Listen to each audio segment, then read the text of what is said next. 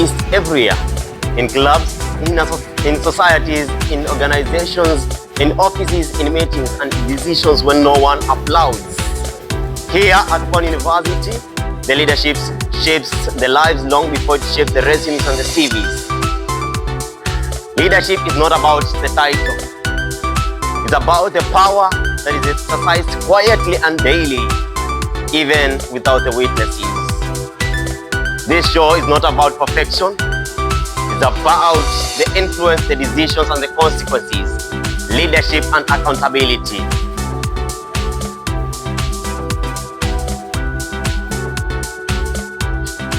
This is the Pwani hot seat. Not a courtroom, not a campaign platform, not a performance. This is where leadership doesn't perform, but it speaks. Every leader will sit here and the answer will stay. It is not service alone. It's authority. It gives access that others don't have. It also gives the influence that others have not seen. My name is William. I'm the host of the Pwani hot seat here at the Pwani University Students Media. And today I'm joined by a guest, a leader, and a comrade here at Pwani University. Welcome to the show. Thank you very much, William. Welcome. Yes. So kindly tell us who you are and which club do you lead, and what's your role as a comrade here? Okay, thank you very much, William and the PUSM family. My name is Invan Chieng. I am a student here at Pwani University, and I am glad to be the founder and the president of Pwani University Young Leaders Association. Yes. Now, what pushed you to create and to form the Puyola? Okay, there is a need or an urge for us as the youths of today to focus and shape the future. Very much important for us within the institution of Pwani University to come up with this association so that we can train ourselves, we can equip ourselves with a lot of skills and competencies that will enable us be prepared enough to face the future with a main aim of changing the narrative. So it means that you saw a leadership failure in the system, and this is what necessitated you to form the association, right? Exactly. Now, what is that one challenge or the leadership gap that you saw made you to form this association now? First, we were seeing that there is no good leadership system of the students, of challenges to deal with corruption and many more vices in our leadership structure. Amazing. That's good. So it means that the Pwani University Young Leaders members, they are the champions of the voices in the university currently now. You say. Amazing. And we have the president. You're the president. Exactly. And you're the president. Yeah. Now, before you are the president, I want us to tell, I want you to tell those who are watching, what was your role before you joined to be the president, and what is that power you have now as the president and you didn't have it before you are the president? First and foremost, I attempted to run for the position of the academic delegate within the School of Education in Pwani University. And I had a lot of agenda and manifestos. Yeah, I think I remember I recorded a video speaking a lot of things, speaking a lot of agenda because I wanted to work for my people. Was it the propaganda or just was your opinions or you would have done as per your promise? I would have done as per my promise. Yes. Because I was ready for the task. You was ready for the task. I really liked the School of Education. Then what happened? Then I got to understand that the Constitution doesn't give power to the delegates. And so I saw no need of continuing with the rest because why am I going there blindly? I decided to leave that and focus on how we can be able to build Pwani University to a major institution. It shows me that what you need is power. Now, what does power mean to you?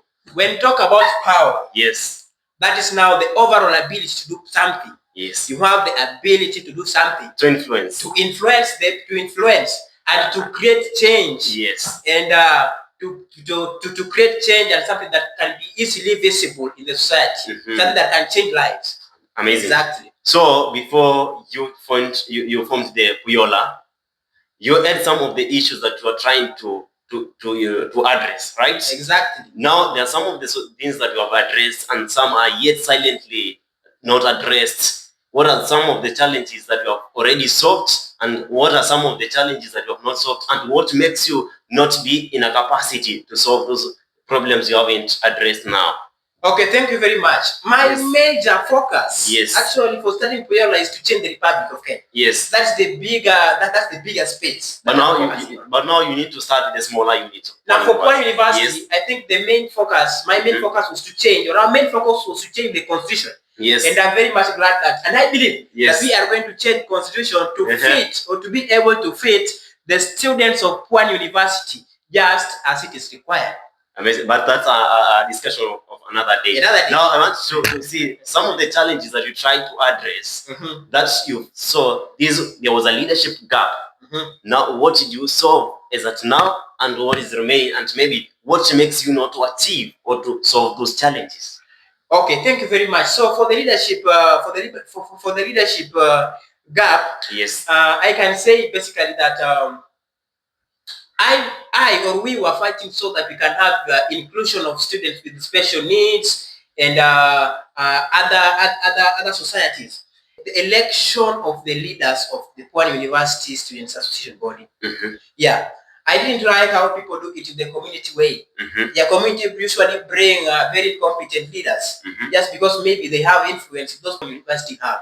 But we haven't managed that because there are a lot of problems and a lot of forces coming from these communities, and it's very much difficult for us to counterattack. Yeah. Now you touch something that is very key: finance. Finances. Finances now. Yeah. You say that someone can make use of this money now, but I want to give you a scenario where maybe you are dating. I don't know. Perhaps. Perhaps you're dating. Now, if you're dating, your girlfriend wants to go for a vacation now. Okay. And you're the president, you're the signatory of that amount now in your association. Okay. Who will hold you accountable for that money if you got it you take it for a retreat with your girlfriend? Okay, first of all, I have money. Yes. So my girlfriend, she's very much blessed. She got a rich guy. Actually, I'm not bossy. It's the truth. The boss. Yeah, maybe if I have a girlfriend, then she must be enjoying. Yeah. But when it comes to accountability, we usually have system. Yes. And university students are people who have got the know-how and they understand what we call accountability. Yeah, and therefore, all the funds remitted to the association or to any given body is always utilized according to the agreements made between the executive and the members. Yes. Yeah. Now, your vision is building legacy. Building leaders and building legacy. Now, what is that hindrance, or that's something that will hinder you from achieving that vision of building leaders, building legacy as of now? Building leaders and building legacy. I believe that someone who is carrying an elephant should not be distracted by an ant that is fighting the ants. So, member reluctance, something like that. Maybe when you talk about finances, it's not that much big, but it also has some weight. It's the mandate, or it is the responsibility of each and every person to take the leadership role.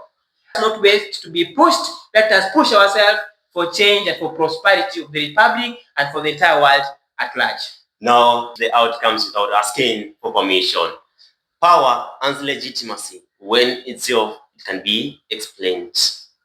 Right? Yes. This was the Pwani hot seats.